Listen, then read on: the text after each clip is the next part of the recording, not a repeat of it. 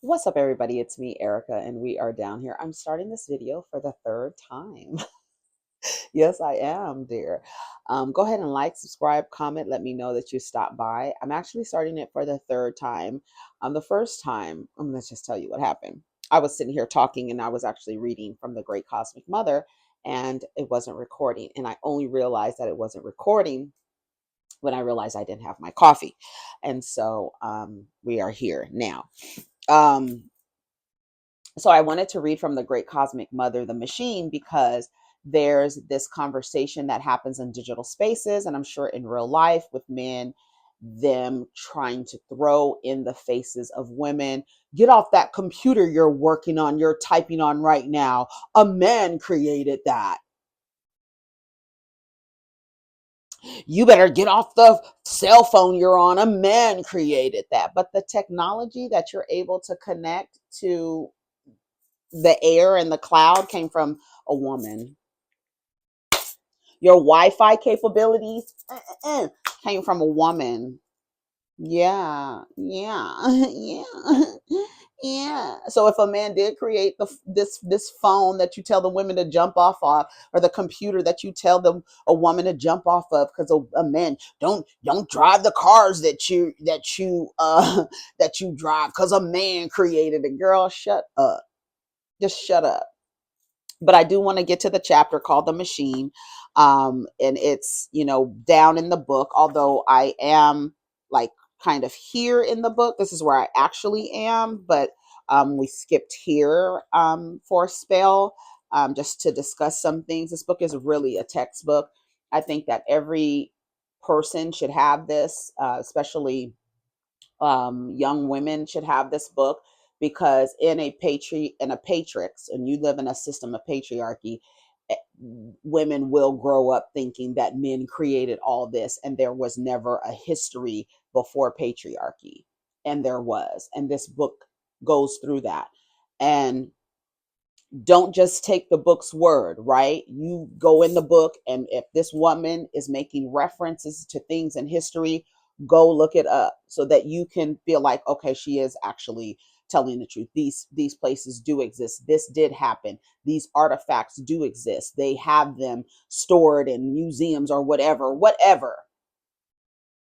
But in the machine, in that particular chapter, it talks about, you know when men took over, when men decided they wanted to be in power after the Neolithic age. Okay, so I'm just going to read a couple excerpts, and then we could get to the mess. Let's see, what time is it? All right, so go ahead and like, subscribe, and comment, and let me know that you stopped by. I'm reading from The Machine, from the Great Cosmic Mother, Rediscovering the Religion of the Earth, by Monica Zhu and Barbara Moore. Okay. Um, it says, I'm going to start a little bit above so we can get a little bit of context. And I guess I'm just going to read actually. Okay, I'm just going to read up into here. Okay, yeah, I'm going to read up there. Okay, this is called The Machine. Three connected phenomena are happening all around us in a very modern world of the 1980s. They are: one, the rise of power of fundamentalist sects like Christian, Judaic, Islamic, Hindu, Buddhist, Confucian, and their collusion with business and military dominated governments in directing theological and political attacks at women's rights, in particular women's rights to control our reproductive capacities. The growth and global distribution of reproductive technologies, everything from birth control pills, IUDs, and coercive sterilization programs dumped onto third world women, to the expensive and complex Western technologies of making sterile women pregnant through the transplantation of unfertilized eggs and embryos from the ovaries and wombs of, quote, egg mothers to the wombs of, quote, host mothers, and the correlative genetic engineering of embryos to make, quote, babies to order.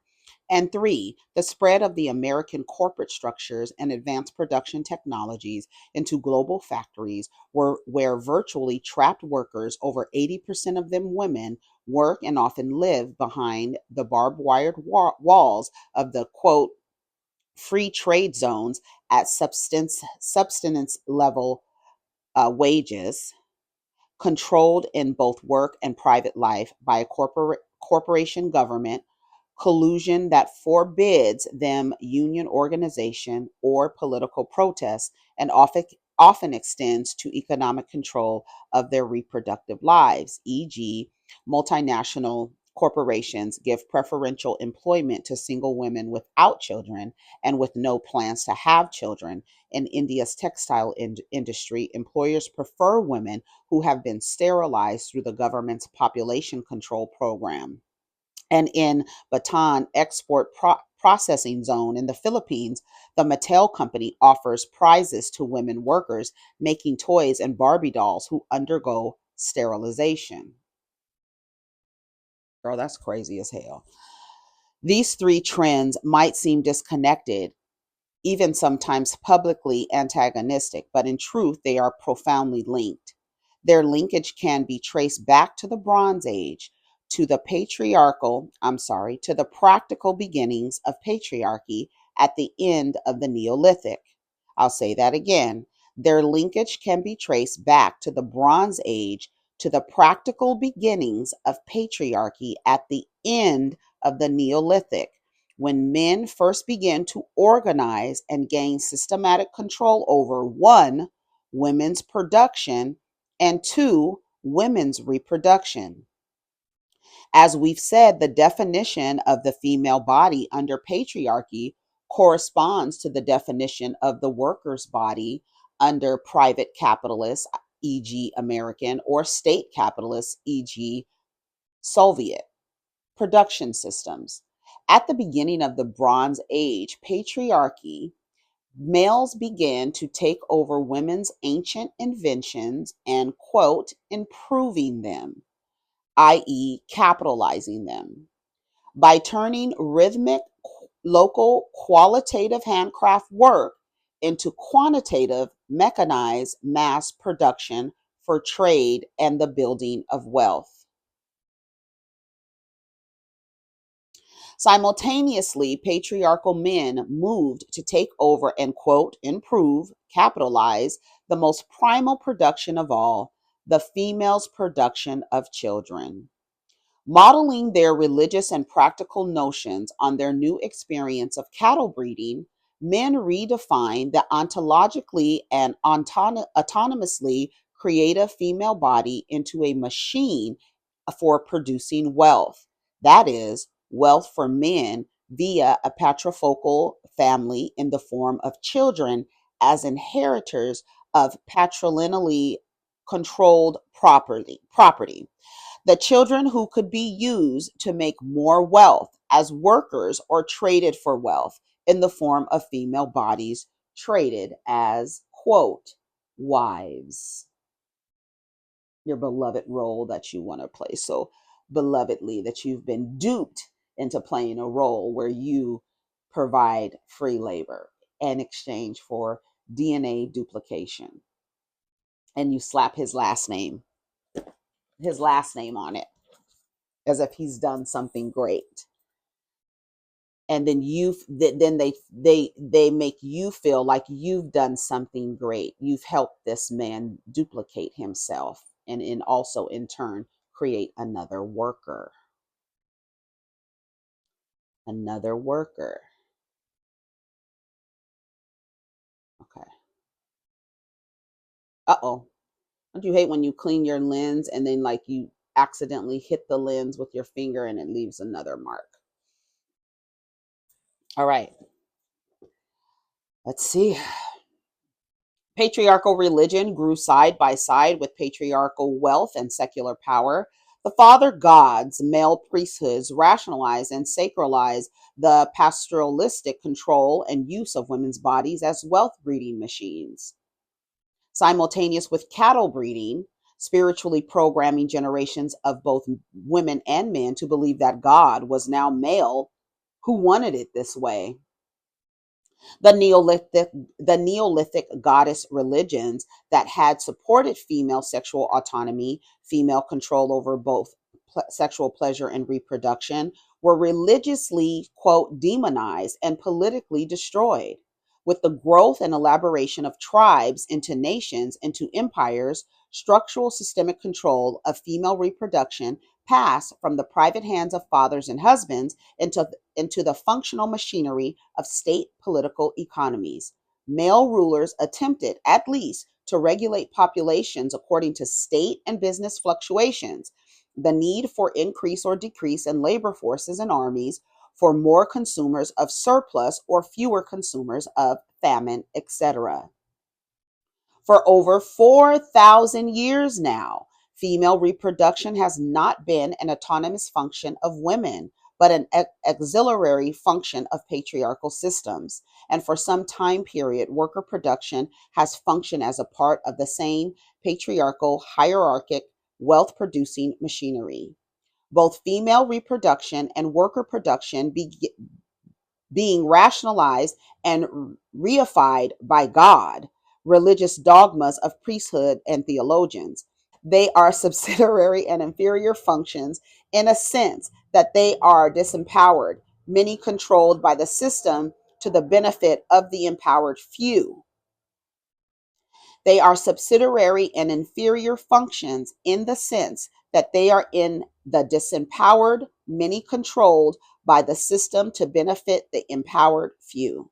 As far as wealth production or actual value goes, female and workers are not females and workers are of course not subsidiary or inferior in any way, but primary producers of all wealth.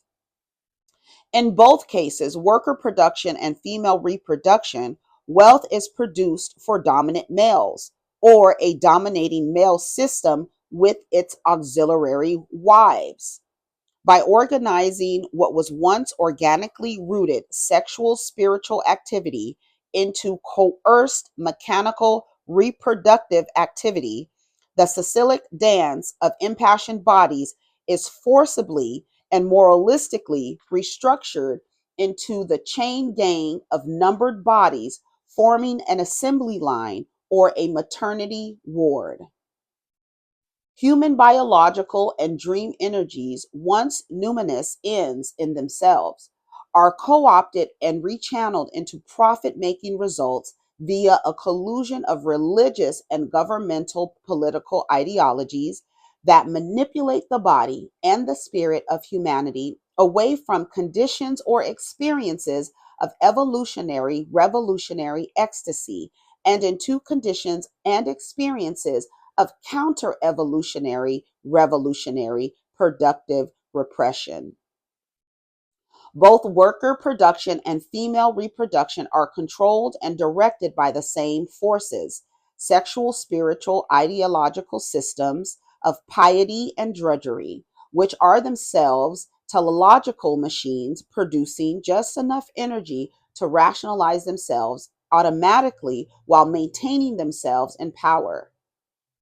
Piety and drudgery reinforce each other by dogmatically, physically, and habitually repressing energy to a mere a substance level that is capable of only piety and drudgery, i.e., incapable of the revolutionary ecstasy or creativity necessary to escape the substance level.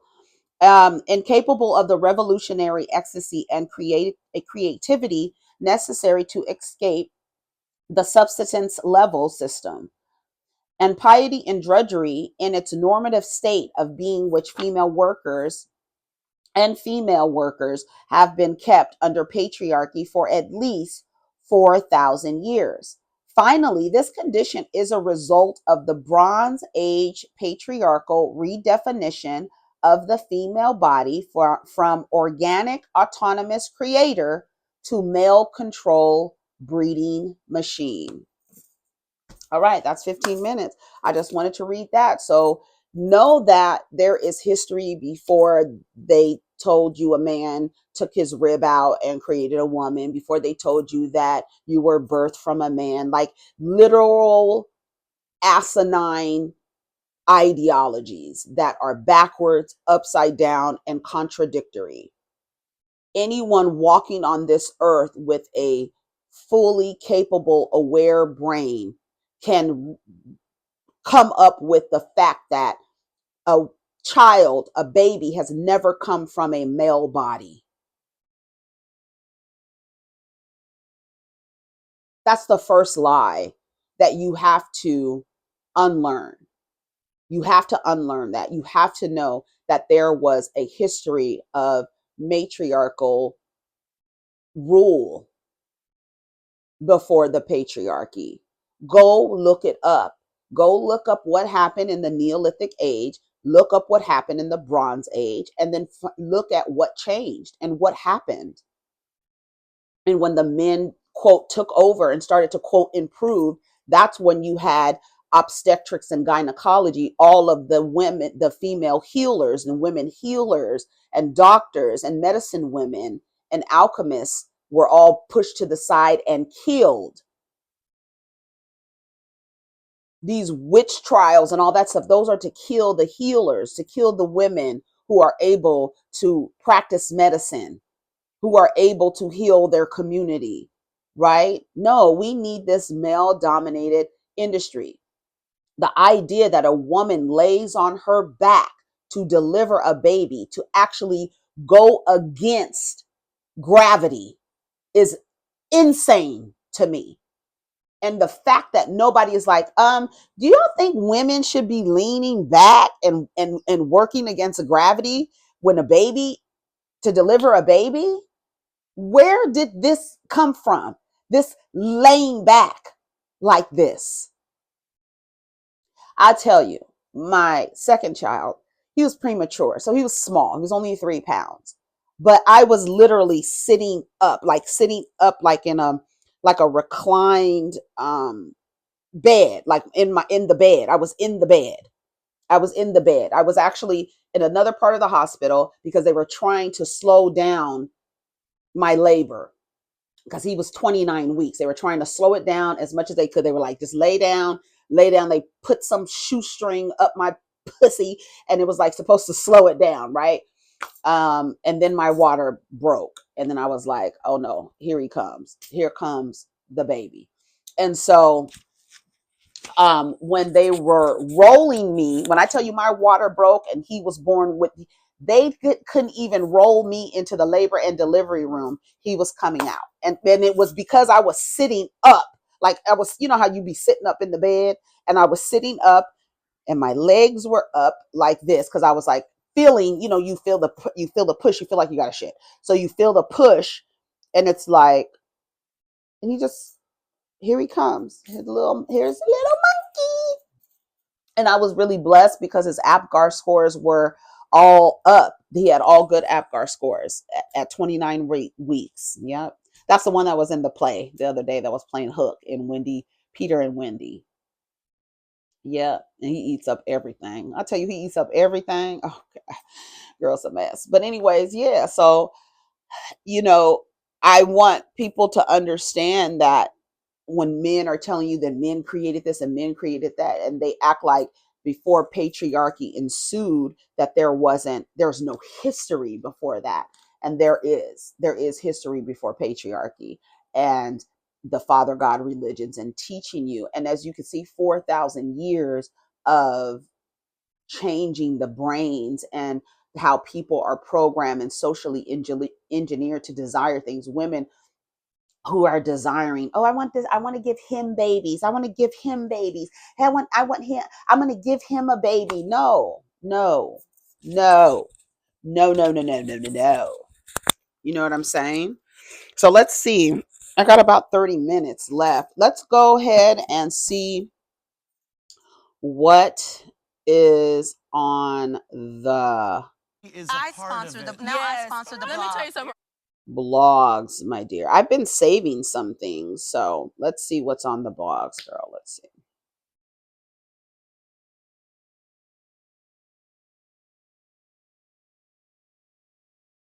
Are you really sticking up for a whore who went into someone's house and was fucking their husband and is now getting divorced from that husband? Are you really sticking up for her?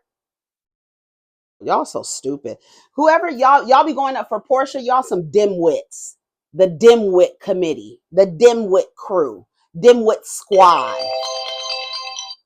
Fucking dimwit donkey dummies. That's what y'all are. Dumb, dumb donkey dimwit dummies. All you Porsche stands, bitch shaped like a S, running around looking like she about to tip over. So I didn't hear what this guy said. Harrison Buckner, Butker, Harrison Butker. He gave a speech at a graduation. Um, and let me see what he said. What did he say his name was? Harrison. That's a pretty name. I'm sure that's his mother's last name. Harrison Butker. All right, so let's see the news, what it says. NFL says they don't agree with Harrison's views in graduation speech, and they are committed to inclusion. The NFL condemns Harrison Butker's faith-based commitment speech after the Chiefs kicker sparks backlash.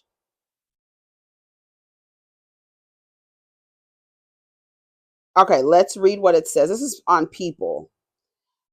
It says I'm just gonna call him Harrison. His last name is dumb. Harrison took aim at the LGBTQ plus community, working women, abortion rights, and more in his controversial speech at Benedictine College.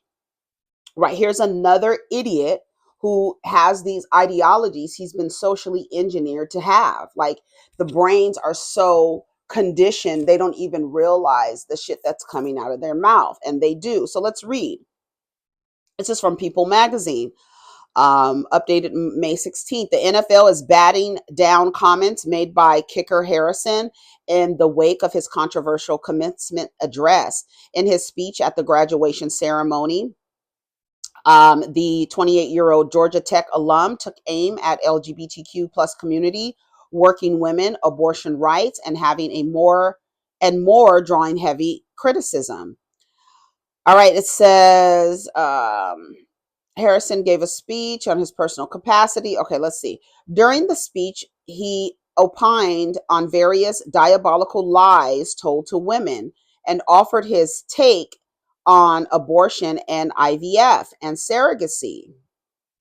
Then, seeking out men in the audience, the athlete advised them to be unapologetic in your masculinity and to fight against the cultural emasculation of men.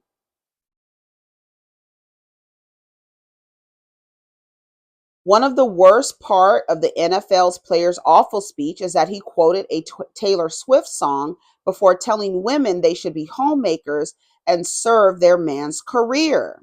He also singled out female graduates and then effectively put them down. For the ladies present today, congratulations on an amazing accomplishment. I want to speak to you directly, to you briefly, because it is you, the woman, who have had the most diabolical lies told to you. He continued, some of you may go on to lead successful careers in the world, but I would venture to guess that the majority of you are the most excited about your marriage and the children you will bring into the world.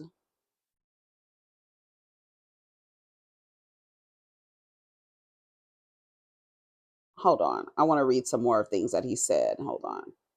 Let me go to the other thing. Breaking down Harrison's speech. Sure, your high school graduation was not what you imagined, and most likely neither was your first couple years of college. By making it to this moment, through the adversity thrown your way from COVID, I hope you learned the important lesson that suffering in this life is only temporary. As a group, you witnessed firsthand how bad leaders who don't stay in their lane can have a negative impact on society. Bad policies and poor leadership have negatively impacted major life issues, things like abortion, IVF, surrogacy, euthanasia, as well as a growing support for degenerate cultural values in media, all stem from the pervasiveness of disorder. His illusion of white supremacy has him thinking that he is the answer to these savage beasts and these degenerate cultural values. He feels that even though he is the descendant of the most violent people in human history, that somehow he has the answers. Your own nation is led by a man who publicly and proudly proclaims his Catholic faith, but at the same time is delusional enough to make the sign of the cross. This is an important reminder that being Catholic alone doesn't cut it. There are the sort of things we're told in polite society not to bring up, the difficult, unpleasant things. But if we are going to be men and women from this time in history, we need to stop pretending that the Church of Nice is a winning proposition. We must speak and act in charity, but never mistake charity for cowardice. As members of the church founded by Jesus Christ, it is our duty, ultimately privileged, to be authentically and unapologetically Catholic. Buckner then turned his focus and speech to the LGBTQ community and trans communities. He said Benedictine has gone far from just another liberal arts school with nothing to set it apart from a thriving beacon of light. I'm certain the reporters at the AP could not have imagined that their attempt to rebuke and embarrass places and people like those here at Benedictine wouldn't be met with anger, but instead met with excitement and pride, not the deadly sin of sort of pride that has an entire month dedicated to it, but the true God-centered pride that is cooperating with the Holy Ghost to glorify Him. He later attacked families who utilize IVF and surrogacy. It is imperative that this class, this generation, and this time in our society must stop pretending that things we see around us are normal. Heterodox ideas abound even in Catholic circles. Let's be honest. There is nothing good about playing God and having children, whether that be your ideal number or perfect time to conceive. No matter how you spin it, there is nothing natural about Catholic birth control. It is only in the past few years that I've grown encouraged to speak more boldly and directly because, as I mentioned earlier, I have leaned into my vocation as husband and father and as a man. On working women. For the ladies present, we already read that. He said some of you are most excited about duplicating some raggedy woman's son's DNA. I can tell you that my beautiful wife, Isabel, would be the first to say that her life truly started when she began living her vocation as a wife and as a mother. I'm on the stage today and able to be the man that I am because I have a wife who leans into her vocation. He's only able to be the man that he is, and it's dependent on how a woman acts. Isn't that crazy? What kind of fucking suck ass life do you have to live to where your definition of masculinity and manhood is dependent on how a woman behaves? What kind of fuck shit is that? What kind of weak bitch ass shit is that? That's some bitch ass shit. When I tell you that's some bitch ass shit, your definition and how you can walk in your masculinity is dependent on a woman being in her vocation as a wife. I'm beyond blessed with many talents God has given me, but it cannot be overstated that all my success is made possible because a girl I met in band class back in middle school who would convert to the faith, become my wife, and embrace one most important titles of them all, homemaker. I will say all this to you because I have seen firsthand how happier someone can be when they disregarded the outside noise and move closer to God. They want you to move closer to the Father God religion so that you can become a machine. You can become a machine and reproduce them over and over and over like a fucking puppy, right? Like a little puppy. You got your little litter around there. And what are you getting in exchange? They don't even have your last name. You did all that work, damn near died, and they don't even have your last name. And for some reason, you think you're being honored. It's honorable that you gave someone who absolutely did nothing um, the baby's name, and probably named the baby Junior. He said, but if you asked her today if she has any regrets on her decision, she would laugh out loud without hesitation and say, heck no. She's a successful physicist at Emory University's Department of Radiology and Oncology. That's her job. She's not a homemaker. In his mind, that's what is happening here. but she actually has a degree and went to college. Don't be no fucking fool out here. Don't be no fool. I don't know.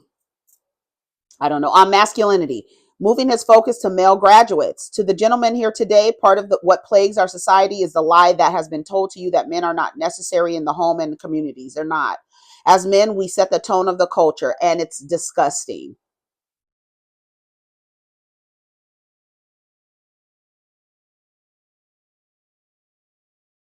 What? This man is ridiculous. As men, we set the tone for the culture, and when that is absent, disorder and dysfunction and chaos set in. Men are the creators, as you just read in this book, as I read you in this book. They took something natural and wanted to create something fake, and so it can reproduce over and over and over again. On the IVF thing, I feel like it is a spiritual message that you are trying to reproduce someone, to duplicate someone who doesn't deserve DNA duplication. If you are having problems conceiving your husband's or boyfriend's or partner's child, that's not you. That's him. That's them. There's some reason why your body is rejecting duplicating this person's DNA. Take heed. Don't bypass it by going to the doctor and saying, here, make me do something that my body is actually rejecting me to do. If your natural body is telling you no, please take it as a sign. I understand that women want children. I understand. I get it. But if your body is telling you no, then you need to listen to your body and stop trying to bypass it by using some technological advancement, unless you're doing it for yourself. You understand what I'm saying? You went to a sperm bank and you doing IVF and you doing that for yourself. But if it's literally, I've heard too many stories of a woman's body rejecting a man's sperm to duplicate his DNA. She gets out of the relationship with this man, goes to another man, and becomes pregnant right away. It wasn't you, honey. It was him.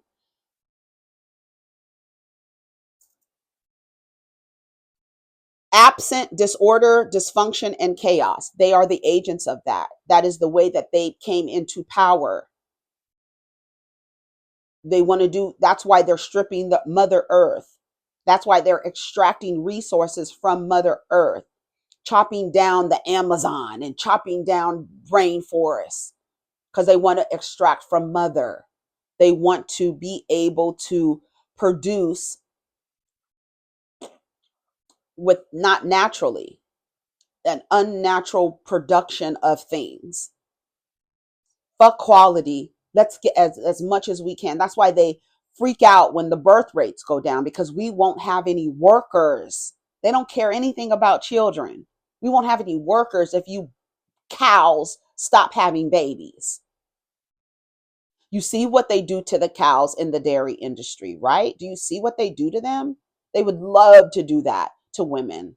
They would love to give every mediocre man who does not deserve DNA duplication an opportunity to access a woman through love and monogamy, and for her to duplicate his weak ass, fuck ass DNA. Half of these motherfuckers do not deserve DNA duplication. But you have been socially engineered to go towards love and monogamy, have a wedding, have a baby, all of that stuff, and duplicate somebody's, and then slap his last name on it. Take his last name as if it means something more than your own goddamn last name that you came from, the family you came from. I know that's your father's name because goddamn patriarchy has been 4,000 years. But we have people changing their names, actively changing their names so that they don't have their father's last name, making up new last name, coming up with new last names. Like the woman on Instagram I posted, and she is in a lesbian relationship, and they're like, how did y'all come up with what last name to use? Her last name is White. She was like, my last name is Belair's, so we're going with my last name. I told you I've read a couple of stories where the two people got married. They were like, both our fathers weren't shit, So we came up with a new last name. He doesn't deserve a lineage. He doesn't deserve a legacy. He doesn't deserve anyone running around here with his last name. He doesn't deserve it. If he says he has kids, ain't nobody with your last name running around here. So who are your kids, sir? Who are your kids? Where are your kids at? Oh, those are your kids? What's their last name? Oh, that's not, it's different. So how we know they're your kids? Oh, you got to do a blood test. Oh, girl, we don't have time for that. Whatever. You got kids, we can't tell because they none of them have your last name, motherfucker. You got to show these motherfuckers. So this guy is who he says he is, white male, hetero Christian, thin. That's what you have. And they're going to do everything to enforce. They are agents. They have to do everything to enforce the illusion of white supremacy, whatever they need to do. If they need to get you to worship men and Father God and do his work, girl, y'all don't even realize. Have you ever realized that you use male pronouns for the creator? The creator. If anything, the creator would have a female, she, he, she, her pronoun. If anything, the creator would have she, her pronouns. If anything. But we know that God is an energy, and the word God is used to describe an energy that is both, that is all and nothing at the same time. We know that. I think this actually is the end of this video because I think it falls in line with the great cosmic mother talking about patriarchy and then having this agent, Smith, stand up in front of a graduating class and have these ideas and just reiterate the ideas that him and his bros follow. I'm sure in a less than 10 years, this woman is going to come out and tell us the real story about her relationship with this football player, right? He's a kicker, so more than likely his brain is going to be intact. So she'll have some time with him, but before the children graduate high school, they won't be together anymore. I promise you that. Look, if I'm looking at the numbers, hold on. The numbers say that the marriage will be dissolved before the children graduate high school, before the children mature. Right. James Wright Chanel serves Krishan Rock with legal papers at the football game. Good. She's trash. She's a pig and trash. I think she's a pig. Meek Mill says he doesn't know how 50 Cent bagged Cuban Link. Your swag is extremely whack. He looks really thin. I wonder what's going on with Meek Mill. Master P enjoying vacation with his wife and kids. I didn't know Master P was married to an Asian woman. I did not know that. I did not know that he was married to an Asian lady. They look like Southeast Asian folk. Where are they from? Master P enjoys vacation in Turks and Caicos with his wife, Lerma, who he secretly married, and their two kids, Symphonique and Vino, along with his other son, Hersey, from a previous relationship. You're so fucking egotistical. You named your fucking kid Hersey? Hersey Miller, girl. I'm sure she didn't have any say. Ladies, if you are pregnant and this man is giving you hell about what to name your baby, don't do like I did. Give him a list of all the names that you like and let him pick from those names so he can think he picked the name, girl. Academic sued for R and defamation by woman who alleges him and his two friends R'd her shortly before he did, brutally penetrating her. Academics is being sued. I'm glad because she did say, she was like, no, you know what? Actually, don't worry about it. I'm going to come back. And when she came back, she came with the law. And I'm glad. I hope that yam face, mush mouth bitch goes to jail. And I hope when he goes to jail, they screw him in the booty with no lubrication. I hope they wear your ass out, literally. Motherfucker. I think that's it for the day, y'all. Go ahead and like the video. Don't forget to leave a comment. Let me know that you stopped by. Take care of each other. Protect your energy. Let's get down in the comments. Peace.